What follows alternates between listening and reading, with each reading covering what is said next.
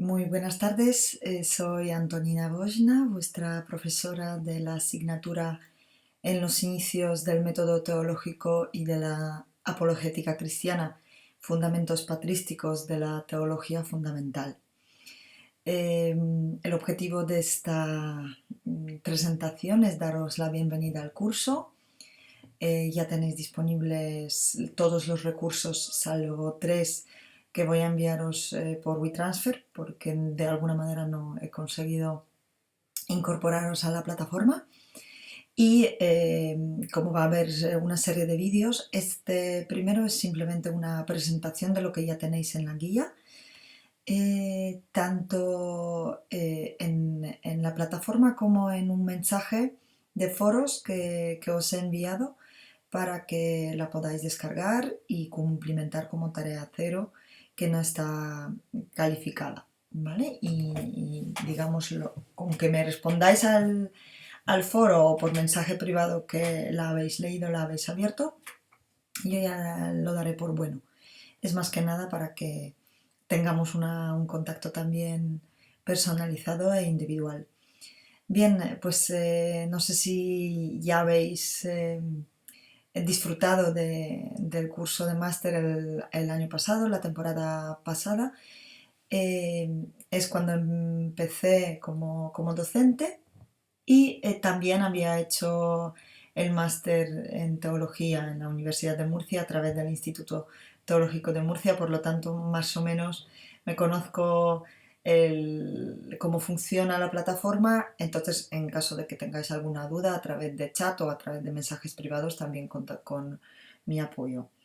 Bien, para no alargar esta presentación, bien, el título de la asignatura, de hecho, cada facultad la da de otra manera y en otro momento. Yo, por ejemplo, había recibido una asignatura como es Patrología y Patrística en lo que es el grado, en aquel entonces era el bachillerato en teología, y después por segunda vez en la fase mía de licencia en teología, y pues en ambas ocasiones la verdad es que la envergadura del contenido de la asignatura es tan grande y quizás pues los profesores que me lo hayan trasladado pues se centran tanto en no perder los detalles de la doctrina de los padres, que de hecho el nombre también quiere decir algo, ¿verdad?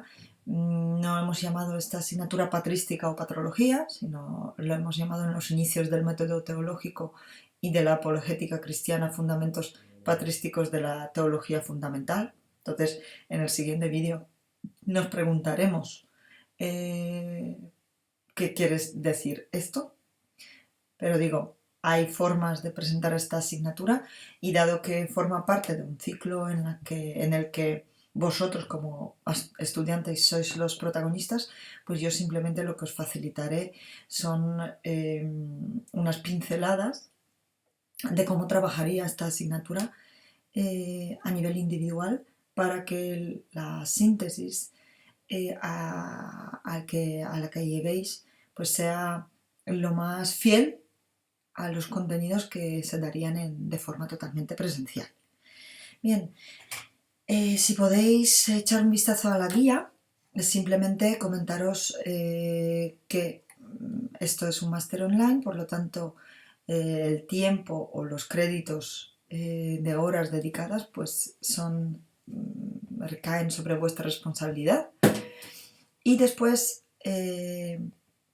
tendremos como las sesiones pautadas cronológicamente y divididas entre sesiones teóricas, que son cuando yo os facilito la literatura, la bibliografía para leer, después sesiones prácticas en las que vosotros tras hacer estas lecturas me facilitaréis unas respuestas de 1500 palabras sobre ciertos asuntos, sobre ciertos aspectos, lo podéis ver ya reflejado en tareas en la plataforma, y luego habrá una quinta tarea que se llama prueba final o tarea final, que se tratará de un texto escrito de mayor extensión, de unas 5000 palabras, que puede ser la ampliación de la tarea 4. En todo caso será un tema que estaría contrastado entre nosotros, entre el alumno en concreto en cada caso y la profesora. Bien, en la guía también tenéis pautada la cronología del curso y su programa. Se compone de 7 bloques. En el primer bloque describiremos desde los ámbitos culturales las propuestas creyentes que ofrecen los escritores y las escritoras de la Iglesia como respuesta apologética, ¿vale? De hecho, la teología fundamental, ¿verdad? Ahora se llama fundamental, empezó siendo teología apologética, ¿no? Apologética, que era como respuesta, ¿verdad?, a los desafíos sociales, desafíos del pensamiento filosófico de aquel entonces, de cada momento, con las que se encontraron los pensadores y que la tradición haya recogido como doctrina probada, ¿vale? Bien, me resulta de creciente importancia precisamente este aspecto de la asignatura de cuáles eran los pensamientos y cuáles eran las formas, los métodos de encontrarse con el pensamiento social y filosófico de aquel entonces por parte de los creyentes en Jesús, en Cristo Jesús, y por parte de teólogos, porque claro, esta reflexión estaba vinculada a la disciplina y a la historia de la Iglesia. Está empapada por diálogo entre fe y cultura, la revelación y tradición. Bien, entonces tiene un gran interés también para nosotros ahora mismo, 2000 o 1600, 1500, porque la asignatura abarca entre el final del siglo I hasta, dependiendo de la escuela, hasta finales del siglo V, que es el concilio de Constantinopla II, o hasta el siglo VIII prácticamente. Nosotros tan lejos no vamos a llegar, vamos a llegar al Arausicano, 529.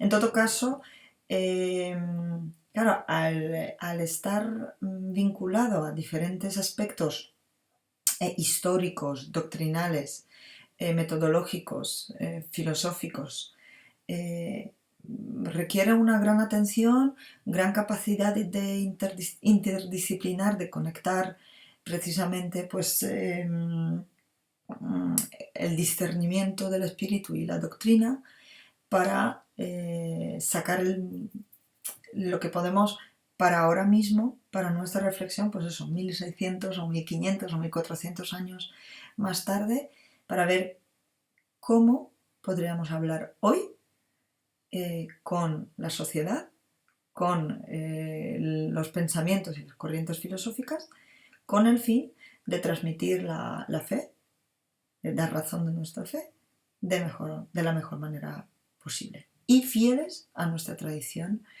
la tradición que ya se cimentó sobre los concilios, sobre las doctrinas y qué tipo de renglones torcidos han estado tejiendo esta historia. Cómo lo haríamos quizás mejor ahora mismo, ¿no? Hoy en día. Entonces, esto sería el bloque número 2. El bloque número 3, los padres y las primeras formulaciones de la teología. El nacimiento de la cristología, desde Ignacio, Melitón, Ireneo, desde los apologistas. Después, cómo esta teología se desarrolló más explícitamente en la teología trinitaria de la salvación del siglo II y III, el problema de adopcionismo, monarquianismo, la reflexión trinitaria de Tertuliano, Orígenes, hasta el Concilio Ecuménico de Nicea, 325. Luego también trataremos de las primeras madres occidentales. Esa, por ejemplo, es una carencia de los programas que yo he recibido, no se ha recopilado las tradiciones de las madres. No vamos a cometer este error aquí, sino vamos a incluir también la visión un poco omitida por la tradición y por las disciplinas teológicas. conocer a estas primeras madres, sus estilos de vida como vírgenes y viudas, recuperar las tradiciones, influencias de estas madres sobre los padres y sus tradiciones. Esto en el bloque cuarto. En el bloque quinto nos centraremos en el aspecto del símbolo de Nicea o del credo que conocemos, que es la divinidad del Hijo y también del Espíritu Santo en los siguientes concilios, desde Orígenes y la tendencia alejandrina de Homoousius hasta Cristología de los antioquenos.